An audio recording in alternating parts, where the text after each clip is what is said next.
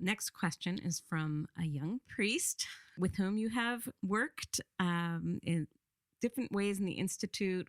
He's been a chaplain. He's gone on pilgrimage. He's written blogs. Okay. I think I know who it is. Okay.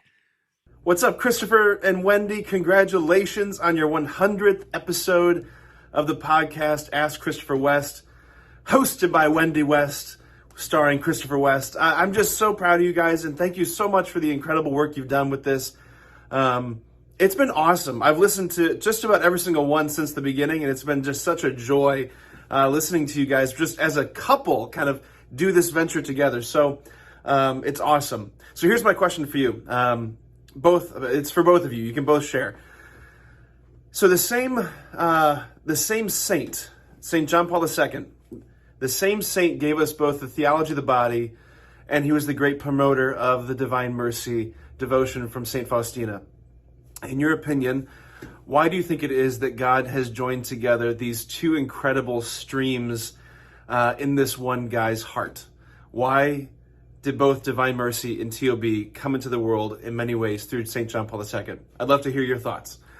Love you guys. Thank you so much, and congratulations again. God bless. Thanks, Father Patrick. Thank you. I just want to begin by saying I don't get to hear you speak nearly as often as some people do, like people who travel with you and things like that. But I remember specifically going with you to a Divine Mercy conference in New York City. Oh, yeah. I remember where you were a speaker and talked about Theology of the Body and Divine Mercy. So I feel a special connection to this question because I was so privileged to be there at that conference.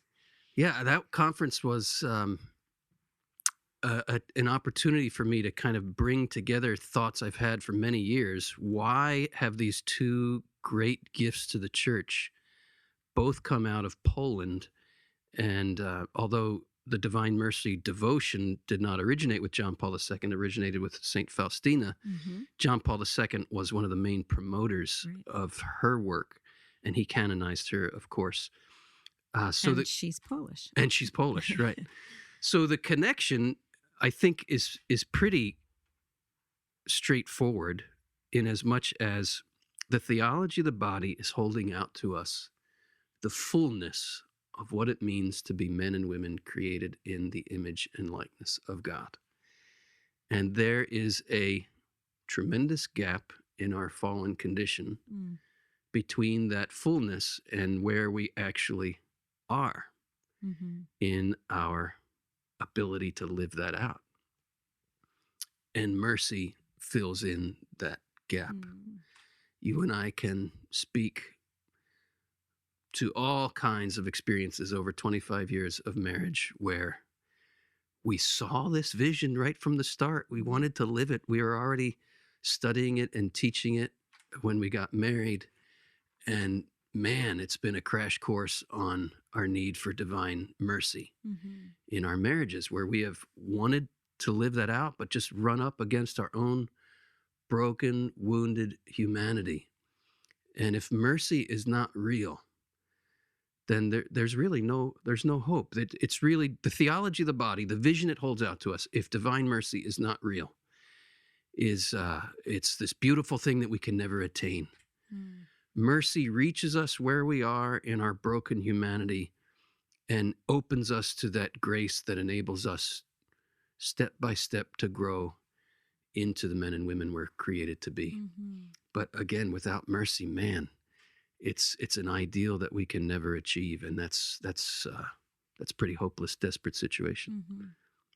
And I just add that it is an expression of the merciful heart of the Lord that He has given us the gift of Theology of the Body. Amen. It is so many people have experienced this as a miracle of mercy, a miracle of being redeemed by the loving heart of Christ and empowered to live as they hadn't before. And that's the gift of mercy. Yeah, there are two other insights I want to add here about the connection between Theology of the Body and divine mercy. And to do so, you have to look at two words the church uses for mercy. The first is the Latin word misericordia, and then the Hebrew word rahamim.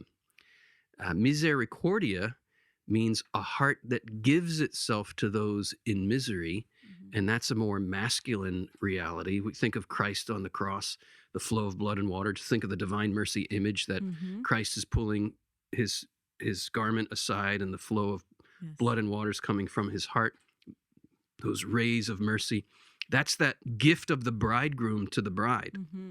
But rahamim is Hebrew for womb, a feminine dimension of mercy. And so we have Mary, the mother of mercy, at the foot of the cross.